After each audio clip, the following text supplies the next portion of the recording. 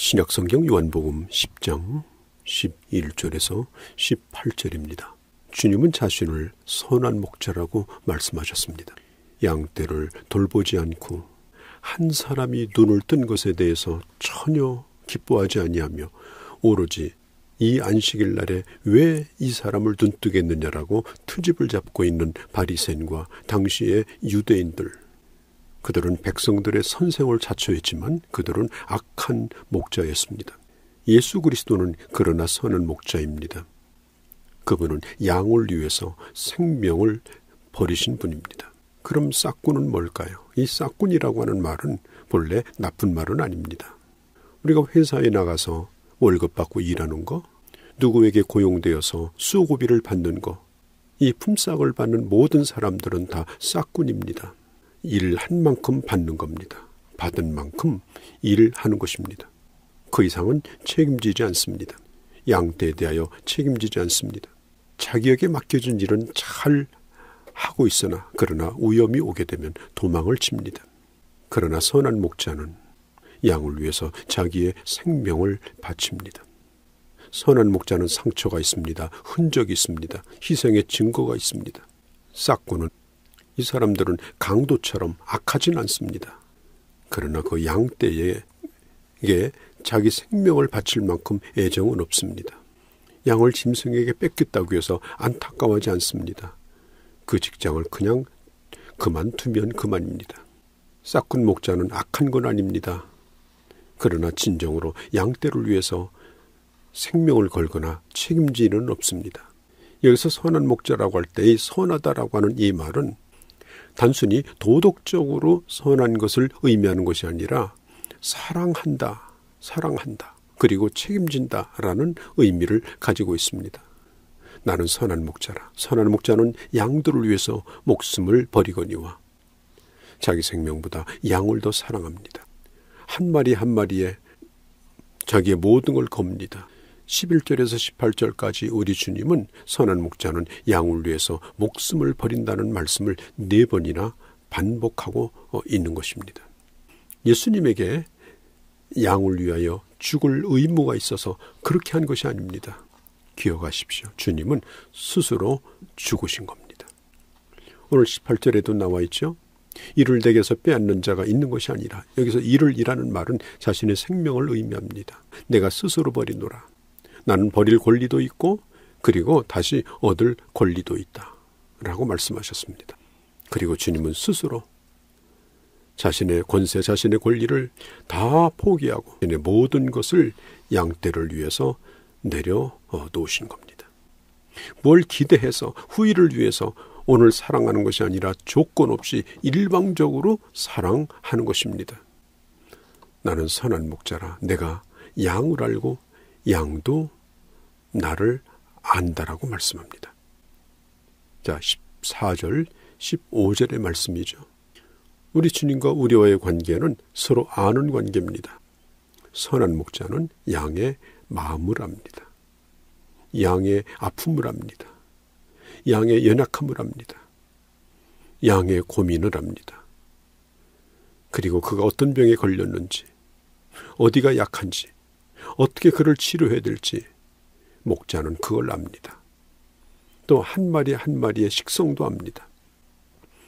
어떤 풀을 좋아하는지, 또 성격이 어떠한지 사소한 버릇까지도 압니다. 과거에 알았던 질병과 그리고 오늘의 몸 상태도 압니다. 고요하게 돌봐줍니다. 물 흘러가듯이 조용하게 그리고 안정되게 매우 세심합니다. 조심스럽게 다룹니다. 자, 양에게도 각자 개성이 있죠. 또 정서적으로 아주 강한 양이 있는가 하면 정서적으로 약해서 조그만 것에도 놀라서 펄쩍펄쩍 뛰고 두려워하는 양이 있습니다. 어떤 양은 종일 걸어도 튼튼한 다리를 가지고 있어서 조금 더 피곤하지 않는 그런 양이 있는가 하면 어떤 양은 태어나기를 다리가 약하게 태어날 수도 있습니다. 아시기 때문에 세심합니다. 아시기 때문에 배려하십니다. 그러나 잊어서는 안 될 것은 인간은 인간의 목자가 될 수 없다는 겁니다. 왜냐하면 인간은 아무리 뛰어나도 인간이기 때문입니다. 궁극적으로 책임지지 못합니다. 그냥 양일 뿐입니다. 하나님께서는 아무리 연약하고 부족하지만 작은 목자라도 사람을 보내서 그 양을 돌보게 하십니다. 그러므로 목자의 심정을 가진 목회자, 목자의 심정을 가진 교사, 목자의 심정을 가진 교회, 구역장, 그런 소그룹 리더들이 있을 때 그 교회는 아름다운 양의 공동체가 되는 것입니다. 누군가가 와서 내게 너의 영혼을 맡기라, 내가 너를 책임져 주리라, 그렇게 꼬인다 할지라도 그건 거짓 목자입니다. 내게 오면 만사가 형통할 것이라고 꼬입니다. 거짓 목자입니다. 영혼을 살리시고 사망의 음침한 골짜기를 지날 때도 무사히 나를 지나게 하시는 분은 오직 예수 그리스도밖에 없다고 성경은 분명히 밝히고 있습니다. 오늘 성경은 말합니다. 17절에 양을 위해서 목숨을 버리는 것, 그것이 바로 목숨을 얻는 것이라고 우리 주님 말씀하셨습니다. 19절에 보면 예수께서 맹인의 눈을 뜨게 하신 일로 인해서 그것이 안식일날 논쟁으로 이어지죠. 20절에 보면 그들의 논쟁거리 가운데 하나가 뭐냐면 어떤 사람은 예수님이 귀신 들렸고 미친 사람이라고 말하고, 그래서 미친 사람의 말은 들을 필요가 없다고 말합니다. 그런가 하면 21절에 어떤 사람은 그가 맹인의 눈을 뜨게 했으니 그는 결코 귀신 들린 사람이 아닐 거라고 자기들끼리 서로 논쟁합니다. 그때 예수님께서 22절에 보면 수전절에 성전에 들어가십니다. 이 수전절은 특별한 날이죠. 시리아의 안티오코스 에피파네스가 예루살렘을 점령하고 그리고 성전에서 이방인의 제단을 만듭니다. 그리고 거기에다가 짐승의 피를 뿌리고 성전을 모독합니다. 이게 바로 예수님 때부터 170년 전 얘기입니다. 8만 명의 유대인이 죽습니다. 수많은 사람을 포로로 잡아갑니다. 성전 안에 제우스 신상을 세웁니다. 돼지를 가지고 나와서 그걸 잡아 제사를 지냅니다. 5, 6년 동안 이런 고통을 겪습니다. 그때 이 마카비우스라고 하는 지도자가 나타나죠. 그래서 유대 독립운동을 일으킵니다.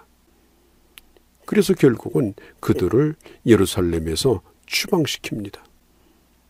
그걸 기념하는 날이 바로 수전절입니다. 지금 유대인들은 하누카라고 해서 지금도 이 수전절을 지키고 있습니다. 23절에 보면 예수님께서 이번에는 성전 뜰이 아니라 솔로몬 행각을 거닐고 계셨습니다. 이때까지도 24절에 보니까 예수님이 누구인가를 가지고 자기들끼리 혼란스러워서 어떻게 할 줄을 모릅니다. 그들이 예수님에게 와서 이렇게 항의를 하죠.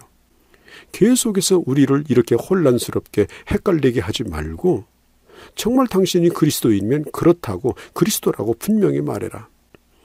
그때 25절에 주님이 말씀합니다. 내가 이미 말했는데도 너희가 믿지 않았다.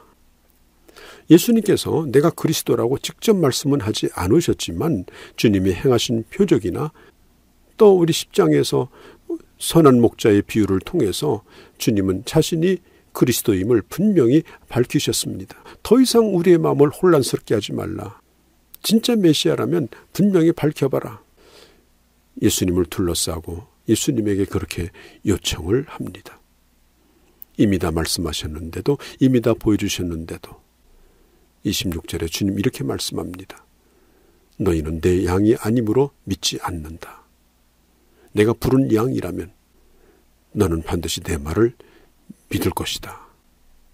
이미 분명히 다 말을 했는데도, 보여주었는데도 또 뭘 요구하는가? 말씀을 알아듣지 못하는 사람은 말씀을 듣는 기능 자체가 아예 처음부터 작동이 안 된 겁니다. 그러니 안 들은 겁니다. 당신들은 내 양이 아니기 때문에 아무리 들어도 소용없다. 이미 스위치가 꺼졌다. 안 들려온다. 주님의 음성을 알아들을 수 있는 그런 영적인 기능이 없기 때문에 알아들을 리가 만무하다 하는 것입니다. 그러나 성경 27절을 말합니다. 내 양은 내 음성을 듣는다고 했습니다. 그게 바로 오늘 예수 믿는 우리들입니다. 하나님의 말씀을 알아듣는다는 것이 얼마나 큰 축복인지 여러분 다시 한번 기억하시기 바랍니다. 예수님은 29절에서 예수 믿는 우리를 가르쳐서 너희를 아버지께서 내게 주셨다라고 말씀하죠.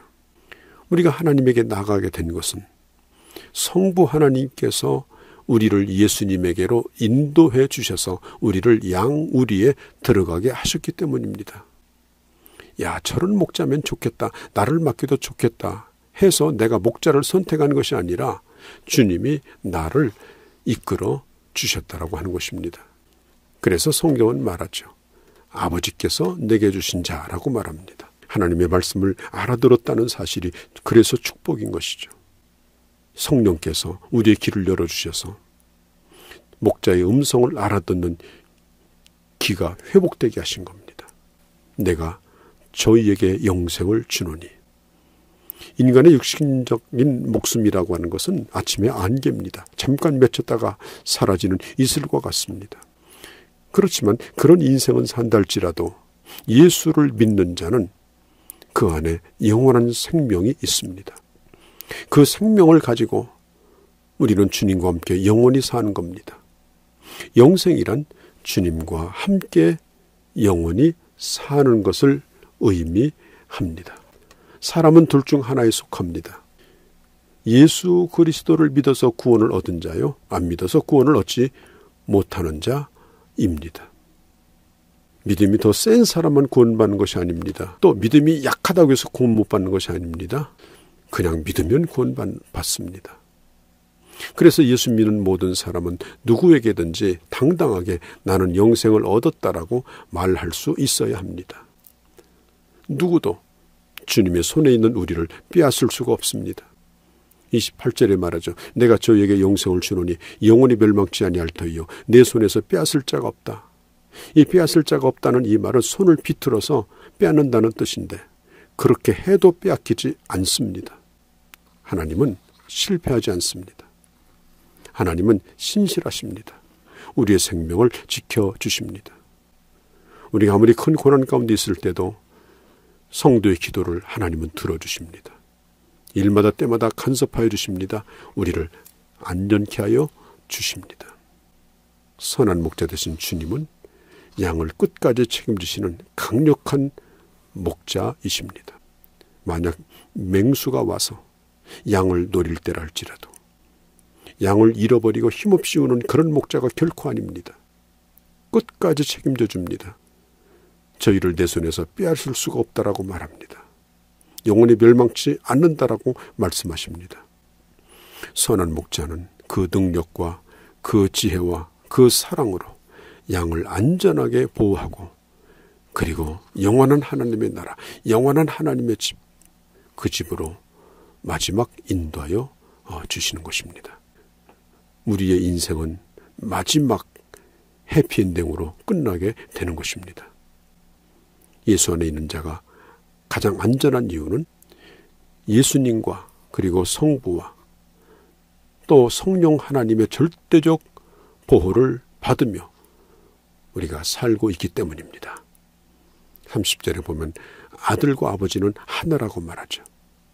아버지와 아들은 하나다. 인간을 구원하고 끝까지 보존하시는 그 뜻은 성부, 성자, 성령 하나님이 한 뜻을 가지고 끝까지 책임져주고 보증해 주시는 역사인 것입니다. 성경 한 구절을 보고 끝냅니다. 요한복음 5장 24절 내가 진실로 진실로 너에게 이르노니 내 말을 듣고 나 보내신 이를 믿는 자는 영생을 얻었고 심판에 이르지 아니하나니 사망에서 생명으로 옮겼느니라. 아멘.